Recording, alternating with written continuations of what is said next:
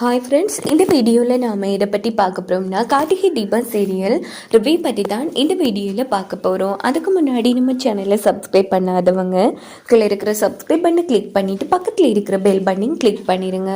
சரி, வாங்க வீடியோக்குள்ளே போகலாம். இந்த ஒரு எபிசோட் எப்படி ஸ்டார்ட் ஆகுதுன்னா, நம்ம கார்த்தி தீபா பைக்கில் கோவிலுக்கு கூட்டி போகிறதுக்கு கூப்பிடுறாங்க. அப்போ தீபா என்ன சார் இன்னைக்கு நீங்கள் ஃபேக்ட்ரிக்கு போகலையா? இல்லைங்க, இன்னைக்கு ஃபேக்ட்ரி லீவ்.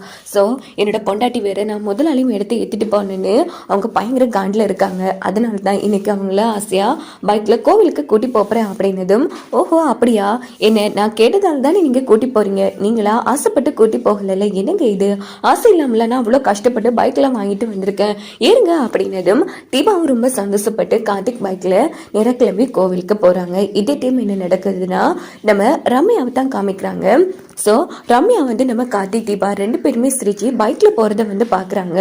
இது பார்த்து ரம்யா செம்மையாக அதிர்ச்சி ஆகிறாங்க. தீபா கார்த்திகை ஹக் பண்ணிட்டு இருப்பாங்க. உடனே ரம்யா பிரேக் போட்டு செம்மையாக அந்த இடத்துல அழுதுட்டு இருக்காங்க. என்ன இது, தீபா கார்த்திக் கூட இவ்வளோ நெருக்கமாக போகிறா, நமக்கு தான் தப்பாக தெரியுதா இல்லை நாம தான் தப்பாக பொறிச்சிக்கிட்டோமா, ஒன்றும் புரியலையே, குழப்பமாக இருக்கே அப்படின்னு நம்ம ரம்யா போட்டு தலையை பிச்சுக்கிறாங்க. ஒருவேளை தீபாவோட ஹஸ்பண்ட் கார்த்திகா, அவளோட ஹஸ்பண்ட் பெரிய ரிச் மேன், பிஸ்னஸ் மேன்னு சொன்னா, ஆனால் இவ்வளோ சாதாரணமான ஒரு லேபர் எப்படி தீபாவோட ஹஸ்பண்ட் ஆக முடியும்? ஐயோ குழப்பமா இருக்கே. சரி, பேசாம தீபா கிட்டே ஃபோன் போட்டு கேட்டுடலாம் அப்படின்னுட்டு ரம்யா தீபாவுக்கு ஃபோன் அடிக்கிறாங்க. சொல்லு ரம்யா, என்ன விஷயம்? தீபா, இப்போ நீ எங்கே இருக்க? என் ஹஸ்பண்ட் கூட பைக்ல கோவிலுக்கு போயிட்டு இருக்க அப்படின்னதும் ரம்யாவுக்கு இடியே விழுந்த மாதிரி போயிடுது. தீபா, என்ன சொல்ற?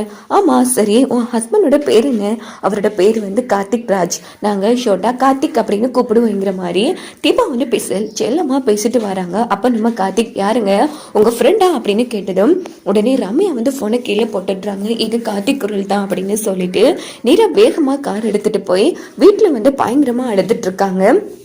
இந்த பக்கம் நம்ம தீபா தெரியலங்க, ஃபோன் கட் ஆயிடுச்சு அப்படின்னு சொல்லிட்டு இவங்க ரெண்டு பேரும் நல்லபடியாக சாமி கும்பிட்டு வீட்டுக்கு வந்துடுறாங்க. இந்த பக்கம் தீபா ரம்யாவுக்கு ஃபோன் போட்டுட்டே இருக்காங்க. ரம்யா ஃபோன் எடுக்கவே மாட்டேங்கிறாங்க. என்ன இது, ஏதோ தப்பா இருக்கு. சரி, நம்ம நேரில் போய் பார்க்கலாம் அப்படின்னு சொல்லிட்டு, சார் என்னோட ஃப்ரெண்ட் வீட்டு போகலான்னு இருக்கேன், வாரீங்களா போவோம் அப்படின்னு கேட்டதும், எதுக்குங்க, இப்போ எதுக்காக நீங்க என்ன கூப்பிடுறீங்க, நீங்களே போயிட்டு வாங்க பிளேஸ், அவங்க உங்களை பார்க்கணும்னு சொன்னாங்க, வாங்களேன் அப்படின்னதும், சரி கிளம்புங்க அப்படின்னு சொல்லிட்டு ரெண்டு பேரும் கிளம்பி நேரா ரம்யா வீட்டுக்கு வராங்க.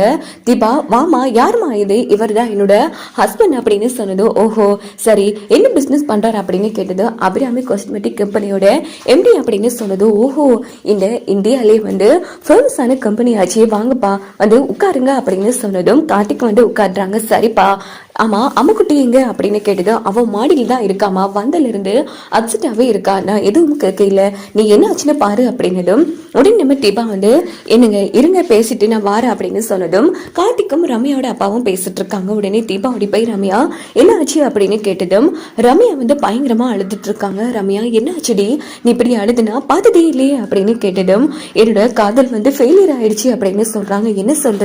ஏன் ஒரு ரோமியா கிட்ட போய் உன் காதல நீ சொன்னியா? நான் கேட்கிற கேள்விக்கு மட்டும் பதில சொல்லு. நேற்று இதான் என்னோட ரோமியோன்னு நான் ஒருத்தங்களை காட்டினேன் இல்ல, ஆமா அவரை நீ சரியா பாத்தியா? ஆமா நான் சரியா பார்த்தேன். சரி, அவரு எப்படி இருந்தாரு? லேசா தாடி வச்சு, அவ்வளவா தாடி இல்ல, மீசையும் ஒரு மாதிரி இருந்துச்சு, பரவாயில்லடி, உனக்கு கேட்ட ஆள் தான் அப்படின்னதும், அப்போ நீ சரியா பாக்கலடி அப்படின்னு சொல்றாங்க. என்னடி சொல்ற? இங்க பாரு, என் ரோமியோவை நான் காமிக்கிறேன் பாரு அப்படின்னுட்டு போட்டோ எடுத்து காமிக்கிறாங்க. பார்த்தா அது காத்தி. இதை பார்த்து தீபா செமையா அதிர்ச்சி ஆகுவாங்க.